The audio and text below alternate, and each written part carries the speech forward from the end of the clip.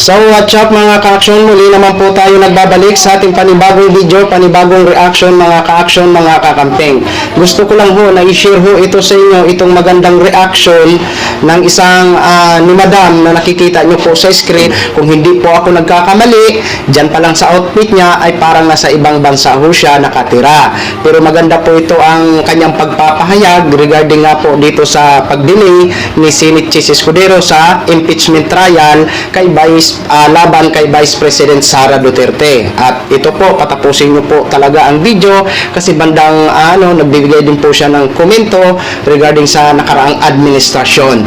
Kaya mas mabuting patapusin nyo po ang kanyang video. Medyo may kahabaan po, 9 minutes ago, 9 minutes ang kanyang video. Pero okay naman ang kanyang mga sinasabi dahil may scenes naman po. No? So ito po, courtesy po sa inyo ma'am, sa inyong video po, please allow me to use for informative purposes only. So ito na po, panoorin na po natin mga ka-action, mga kakampi. Nako,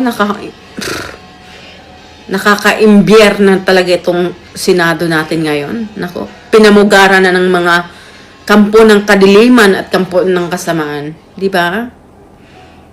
Ang tagal-tagal na nitong nakabinbintong impeachment tapos move na naman. Delaying tactics, Nako, tong si Chis talaga. Wala ka na talagang 2028 career. Iwan ko na lang.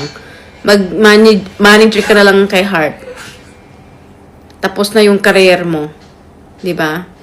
Obvious naman Very obvious na yung pinoprotektahan mo is si Sara 'di ba? You are not serving the Filipino people.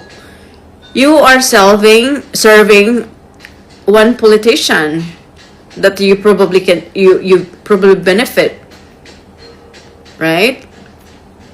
Kung talagang nagsisilbi ka sa kapakanan ng taong bayan, you have to start the impeachment now. Diba? We are waiting, tapos dinidelay mo na naman. Grabe. Nakakainis ka na, ha?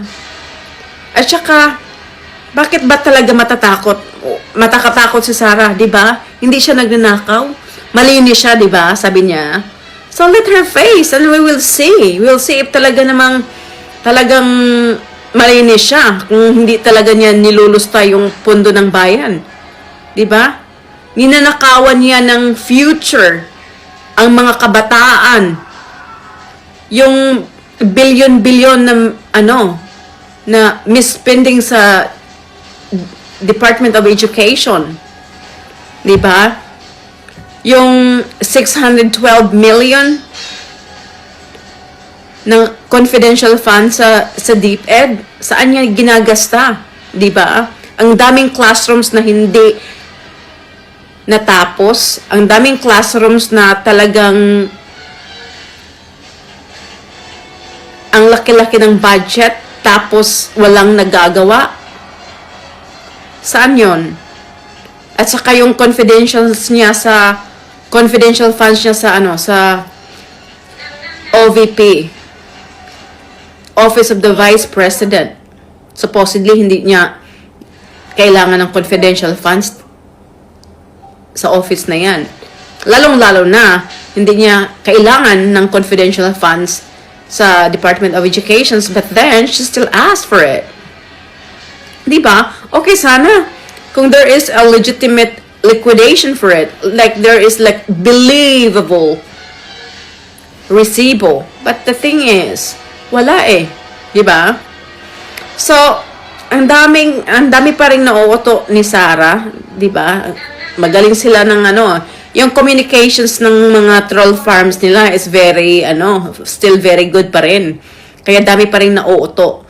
So, sa mga kabataan ngayon, you have to really fight and voice out your frustrations, your anger, your dissent, because this is your future. Right? This is your future. This is not my future. This is yours. Kung anong pinagagawa sa gobyernong before or ngayon, kung hindi nyo ipaglaban what is now, kung tatatanga-tanga kayo, kung hindi kayo kikilos, this will be a reflection of your future.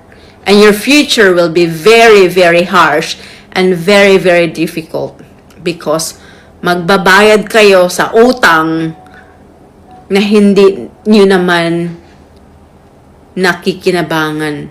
Di ba? Yung mga kinurakot ng mga politiko, ngayon, pagbabayaran nyo yan. Kaya if you're able, next election, magrehistro at boboto.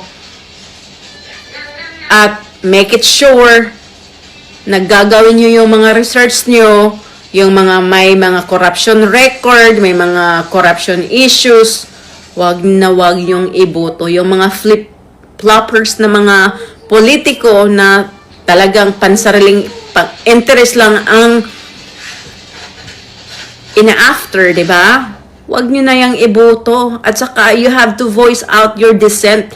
Kasi, kadalasan sa mga countries na maraming likramador, like, say for example, dito sa Australia, ang daming likramador dito.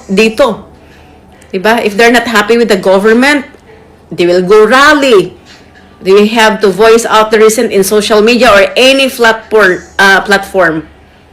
And, yeah, kaya takot ang gobyerno dito.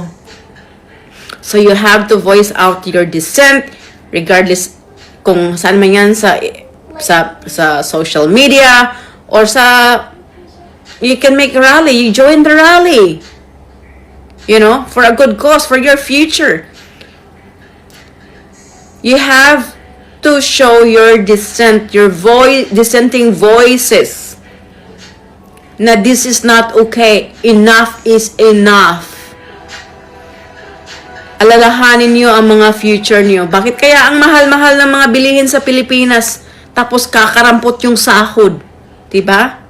Dahil yan sa mga inuutang ng previous administration, lalong-lalo na sa administrasyon ni Duterte.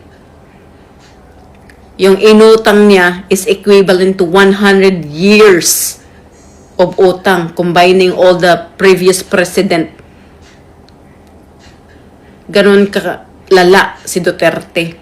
Kaya the inflation is so high dahil sa mga inuutang at ang laki-laki ng interest. Lalong-lalo na yung mga inutang niya kadalasan coming from China.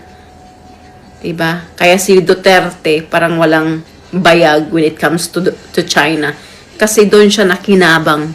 We never know what's the under the table of that. Right? So ngayon, we have to show our dissent. Make sure that that impeachment process will proceed. Diba? Dahil kung hindi yan ma-impeach si Sara, tapos tatakbo pa yan as president, ay nako, Diyos ko. Pag maging presidente pa yan, dahil they will do anything and everything under the sun, including cheating, just to be in the position. Nako, impas na.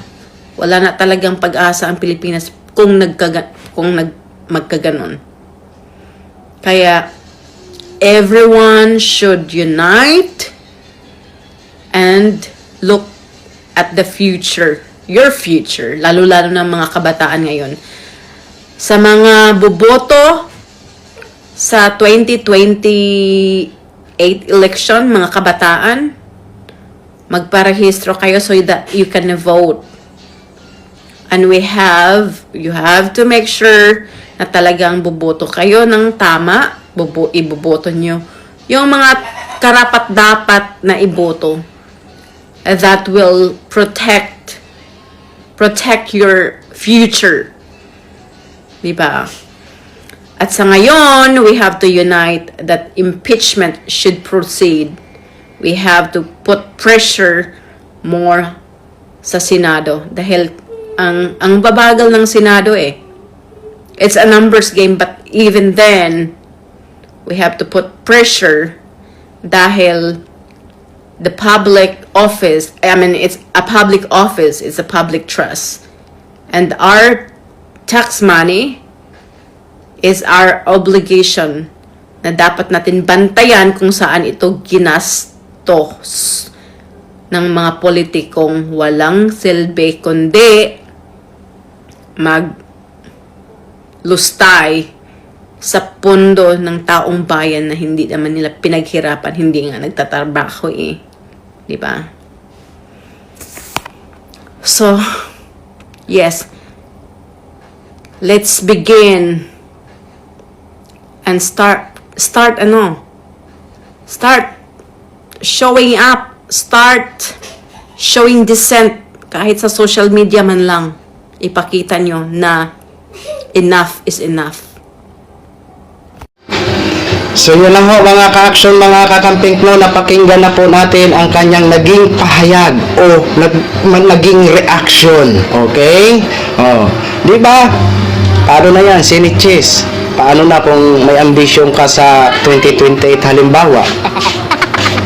Alam nyo, ang taong bayan ngayon, kahit saan man sulok ng mundo, basta mahal nila ang Pilipinas, ay talagang nagbibigay ho talaga ng reaction. 'Di ba? Ito yung napakasarap sa pakiramdam kasi I know na nasa ibang bansa ito si Madam.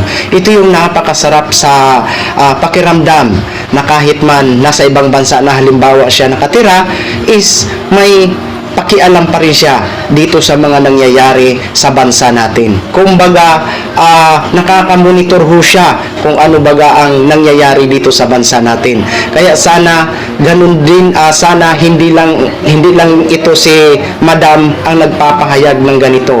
Hindi lang siya ang ganito na may pakialam dito sa Pilipinas kahit nasa iba pang bansa naninirahan o nagtatrabaho. 'Di ba? Isa lang po ito na nagpapakitang na mahal niya po talaga ang kanyang bansa. Kaya maraming salamat po sa magandang reaction mo, Madam. Nabanggit niya kanina ang Australia. Hindi natin alam kung nasa Australia ba siya, 'di ba? Oh, ngayon, alam naman po natin na halimbawa sa 2028, no? Marami din ang magpaparegistered na mga kabataan at naniniwala po ako sa mga manok natin itong midterm election na sila Bam Aquino at si Kiko Pangilinan, ang karamihan ho na nagboto sa kanila ay itong mga kabataan na bagong registered. Kasi alam naman po natin sa mga university na mga survey, sila po talaga ang nangunguna. Ito sila Bam Aquino. Kaya naniniwala ho ako na mas maraming kabataan ho talaga ang bumoto sa ating mga manok. Kaya sana sa 2028, kung gusto ho natin ng pag-unlad at pagbabago, sana marunong na po tayong pumili. At tama po yun ang naging suggestion ni Madam, no?